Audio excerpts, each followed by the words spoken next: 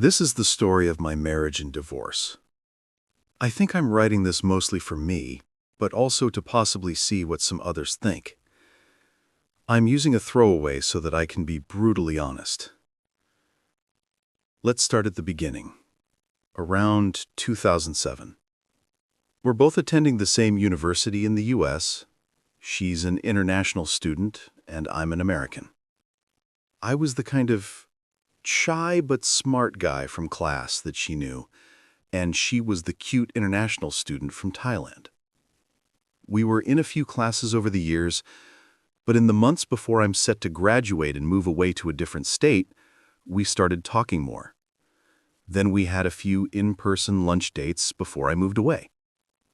After I moved, we continued to talk. She was set to graduate 1 year behind me. I flew back into town for her graduation later that year, and then a few weeks later she had a crisis, and we decided it was best if I came to pick her up. So I drove a few states over to pick her up in my vehicle with most of her belongings, and she moved into my place, just like that. We lived in a shared house near downtown Minneapolis with around 7 other people of the same age, early 20s, which made it easy to integrate into the new city. She made friends from Thailand that were attending the University of Minnesota. We were very into each other at this time, having sex multiple times a day and always wanting to be around each other. I worked full-time and sometimes traveled for work. When I went somewhere interesting, I would usually stay over the weekend, and she would fly out to join me. We genuinely had a good time, and I fell in love with her. She also said she loved me, and I believed her. Late 2008, and her student visa is going to expire soon. We were going to have to decide what to do. Either she had to go back home, or we had to do something. We decided to get married in the local courthouse and then apply for a fiancé K-1 visa. We continued living in the same house for another year until I changed jobs, and we then moved to a different state.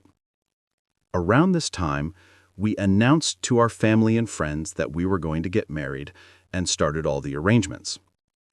We applied for her K-1 fiancé visa. I flew to Thailand to meet her parents and family. They are a middle-class family, and her father owns an insurance agency.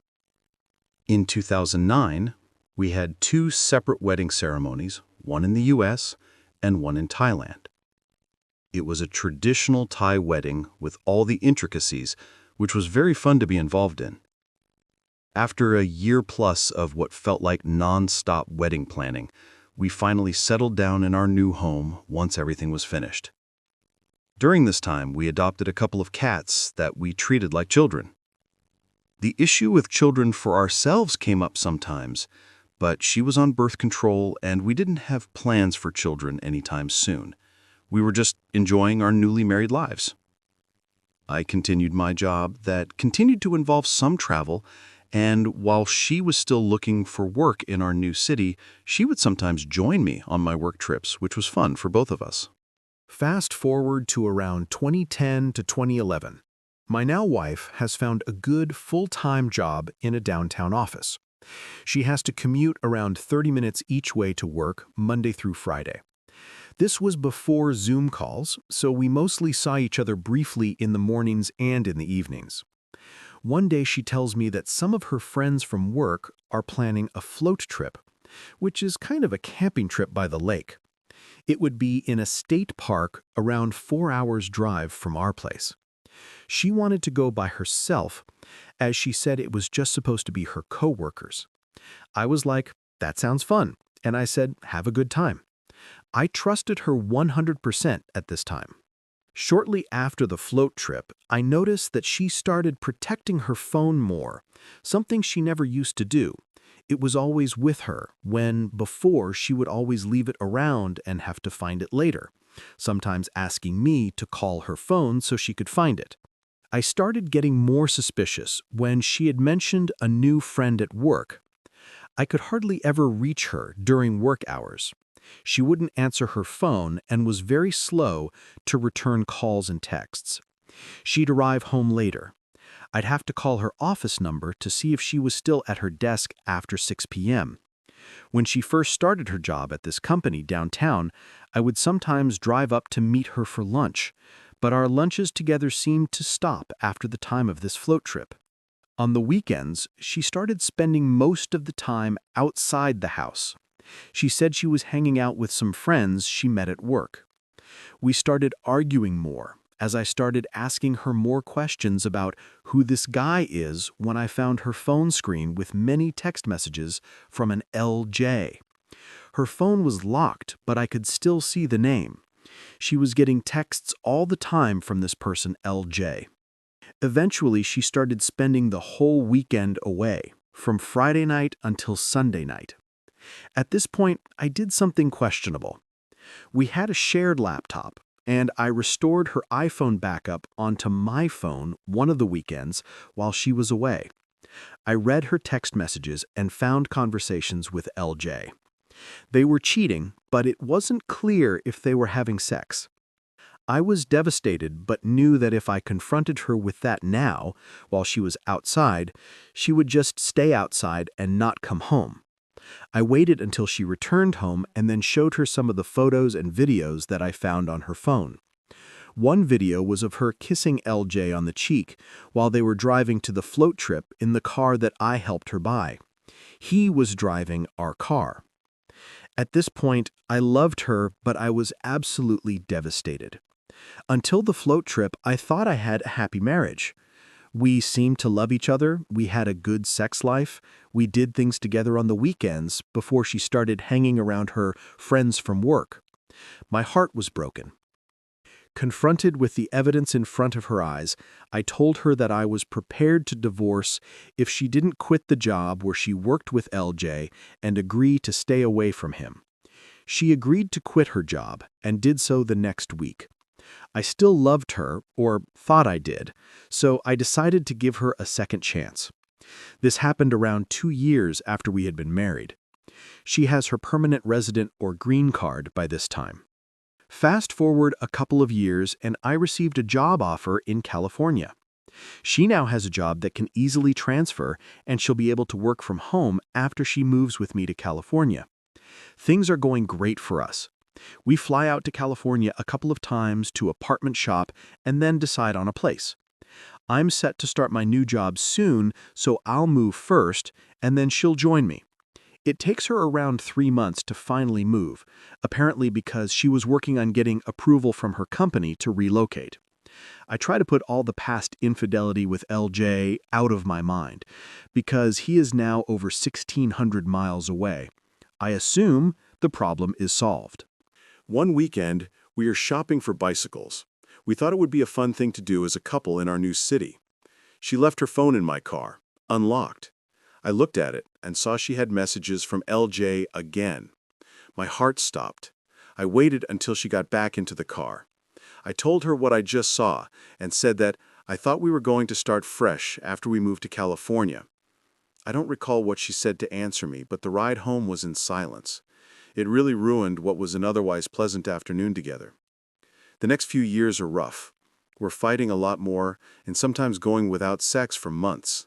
She continued to take her birth control pills. I asked her about it one day, why she was taking them still if we never had sex. She said she needed to take them to help her skin. I was pretty sure that she was cheating, but I had started drinking more to help tune it all out. That became another source of arguments, my drinking.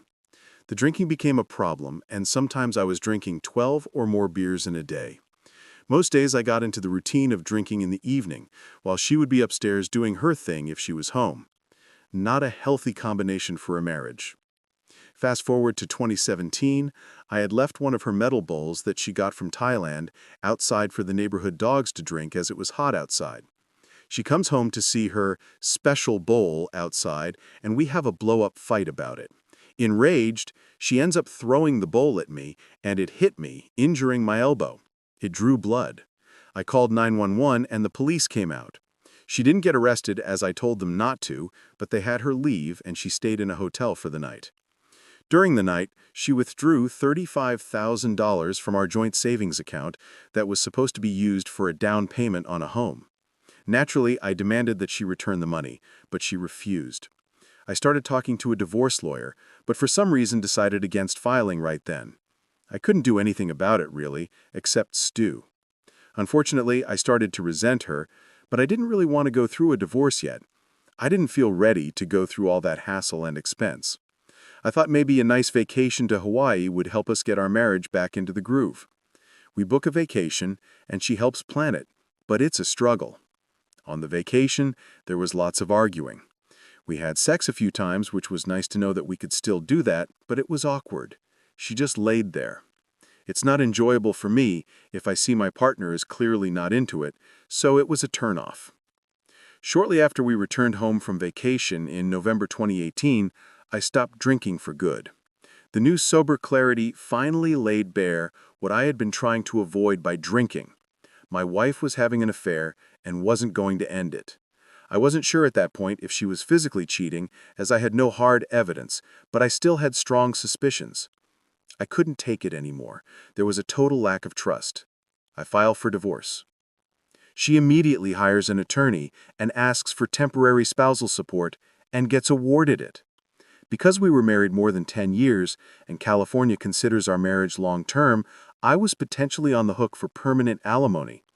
She wouldn't agree to anything at first, so I had to fight hard in court because I did not want to be paying her permanent alimony.